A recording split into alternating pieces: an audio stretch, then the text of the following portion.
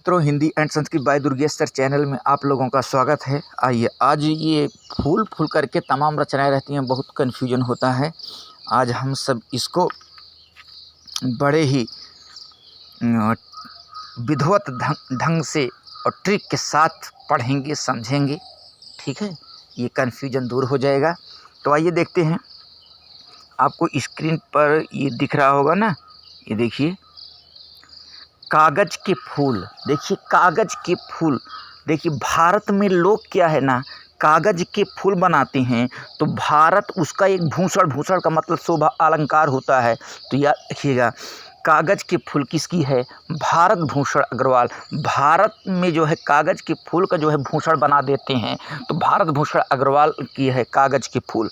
अगला प्रश्न है कमल के फूल। ठीक है, देखिए, भवानी के लिए, आप भवानी को खुश करने के लिए, ठीक, भवानी को खुश करने के लिए देवी देवता या गर्ल्स, ठीक है, गर्ल्स भी जो है भवानी का ही रूप होती हैं। इनको सबको खुश करने के लिए अपने अपने समय के अनुसार लोग जो है क्या देते हैं? एक पुष्प देते हैं। तो याद रखिएगा।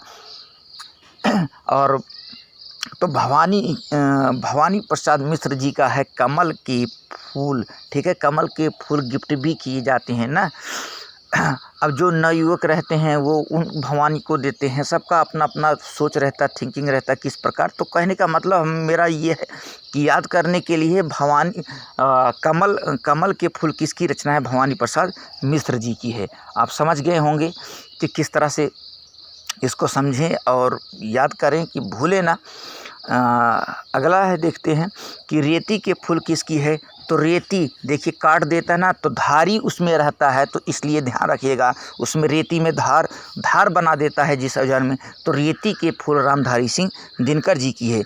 जूही की अगर बात करते हैं, जूही की कली तो बड़ी चर्चित है। ये किसकी है? निराला जी की है।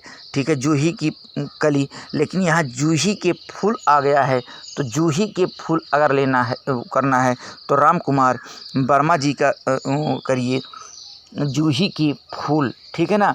और जूही की कली किसकी है? ये सूर्यकांत त्रिपाठी निराला जी की है। और जूही के फूल ये राम कुमार वर्मा जी का है।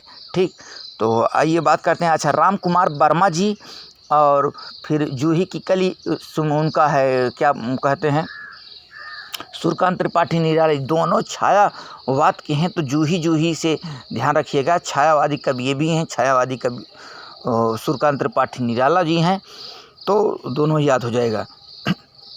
खादी के फूल हरिवंश राय बच्चन का है। जंगल के फूल की बात करते हैं। जंगल में राजा बहुत विचरण किया करते थे, ठीक है ना, घूमा करते थे। तो राजेंद्र अवस्थी जी का है। शिकार खेलने के लिए राजा जाया करते थे ना, तो जंगल के पुष्प देखा करते थे। तो राजेंद्र, राजा प्लस इंद्र ना, राजेंद्र आया है, याद रखिए। जंगल के फूल किसकी है? राजेंद्र यादव जी की है। अवस्थी जी की है ना। एक यादव भी हैं, एक अवस्थी भी। तो उनकी अवस्था, राजा की अवस्था, कंडीशन उसमें क्या थी? जंगल के फूल देखा करते थे ना, शिकार खेलते थे, जंगल के फूल देखा करते थे, उनकी ये अवस्था थी राजा की।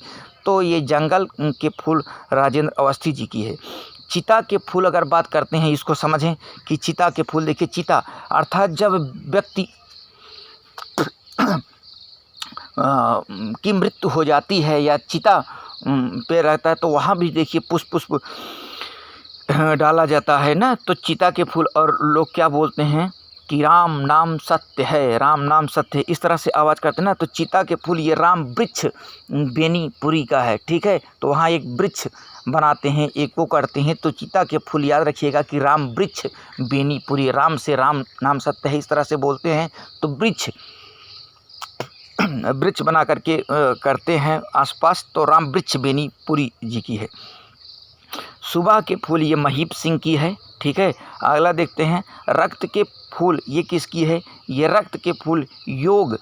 ठीक है, रक्त, देखिए, रक्त आपका चलता रहेगा अगर आप योग करते रहेंगे ईश्वर का, ठीक है, ध्यान लगाते रहेंगे, तो ये रक्त का दौड़ा हमेशा बना रहेगा।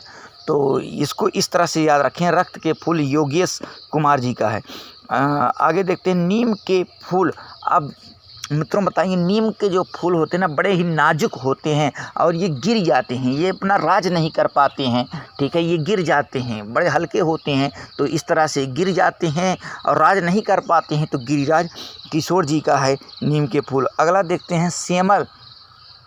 सेमल के फूल, सेमल माँ आया है ना, मल, मल से मारकंडे, कंडा भी मल ही होता है, गंदगी होता है, ठीक है। से आया है, से मल, से अगर हटा दें मल आया है ना, तो मल वो भी होता है जो कंडा होता है ना, वो भी मल ही है, पशु के द्वारा निकला हुआ है। तो सेमल, मल से आप पकड़ बनाइए, से हटाइए तो मल देखें तो मारकंडे जी का ये है सेमल, सेमल के फूल। सेमल का फूल किसका है? मार्कंडेय जी का है। सीरीज़ के फूल ये तो बड़े चर्चित है, हजारी प्रसाद द्विवेदी जी का है। गुलाब के फूल, अगर गुलाब की बात करते हैं तो गुलाब तो सभी को प्रिय होता है ना, तो ऊषा प्रियवदा, ठीक है, ऊषा, सुबह सुबह अगर गुलाब को पुष्प दे देंगे तो सभी प्रिय हो जाएंगे। तो ऊषा प्रियवदा जी का है गुलाब के पुष्प, ठीक है। गुलाब के पुष्प किसका है? गुलाब के पुष्प नहीं, फूल है, गुलाब के फूल ये उषा प्रियवदा जी का है। आगे देखते हैं, गुलाब का फूल बड़ा ही प्रिय होता है, ठीक है, लोग बनाते भी हैं गुलाब का, कमल का, ठीक है ना। तो गुलाब का फूल ये उषा प्रियवदा जी का है। अशोक के फूल बात करते हैं, हजारी प्रसाद द्विवेदी सीरीज़ के अशोक की, ये तो जान ही रहे हैं। बरगद के फूल अगर बात करते हैं, बरगद, तो बरगद के फूल के लिए इसको किस प्रकार याद करेंगे? ये रेणु जी का है ना। जैसे बरगद, बरगद में देखिए एक उसमें भी रेण तो नहीं कहा जा सकता है, परंतु बरगद में भी एक तार जैसा ये सूत जैसा निकला रहता है ना, तो रेण, जैसे रेण होता है लंबा खूब होता है ना, वैसे बरगद का वृक्ष भी बड़ा विशाल होता है, ठीक है, लंबा होता है। तो उसमें भी रेड़ में रेड़ रहते हैं, तो फणीश्वर नाथ रेणु जी का है, ठीक है, फणीश्वर नाथ रेणु जी का है बरगद के फूल, ठीक। तो अगला पलाश के फूल अगर बात करते हैं तो पलाश, ये भी जान लीजिए कि पलाश, पलाश जो है अमृत के समान है, ठीक है, अमर कर देने वाला। बताया जाता है कि अगर पलाश का पुष्प आप सेवन करते हैं तो मर्दांगी आती है ना, तो अमर हो जाएंगे आप, मरने से वो हो जाएंगे। तो अमरकांत, पलाश के फूल किसका है? ये अमरकांत का, ये मर्दांगी लाएगी आप में, ताकत हमेशा नवयौवना आप बने रहेंगे, ऐसी मान्यता है, ऐसा लोग कहते हैं, ठीक है। अब जो सेवन किए हैं वो जा रहे हैं। तो पलाश का पुष्प किसकी रचना है? ये अमरकांत जी की है। फिर देखते हैं केवड़े के फूल, केवड़े के लिए तो शिव प्रसाद जी की है ना। देखिए हमेशा आप केवड़ा या किवाड़ा आप याद रखिएगा, तो शंकर भगवान की मूर्ति लगाते हैं ना। तो केवड़े के फूल ये शिव प्रसाद जी की रचना है। अगला देखते हैं अबरक के फूल, अबरक,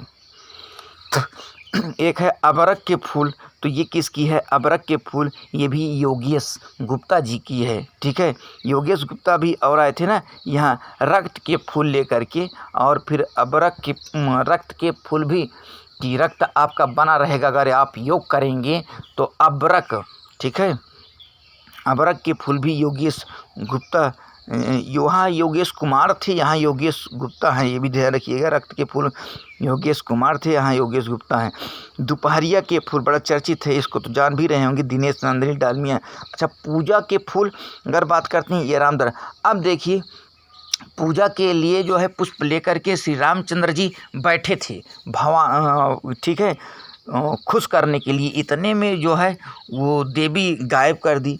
तो इस ऐसे याद रख लीजिएगा कि राम दरस, ठीक है, जैसे दर्शन करने के लिए पूजा का फूल लेकर के, तो राम दरस, राम जो है दर्शन करने के लिए, माँ भगवती को प्रसन्न करने के लिए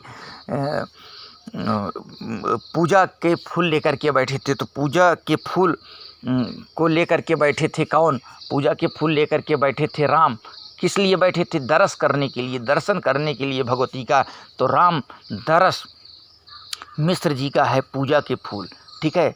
जब राम रावण में युद्ध हो रहा था उस समय हताश हुए थे ना, तो तो ये हुआ नहीं, 108 पुष्प लेकर के बैठे थे। पूजा कि फूल अगर आ गया तो ये रामदरस किस लिए कि दर्शन करना चाह रहे थे, प्रसन्न करना चाह रहे थे किसको, शक्ति को।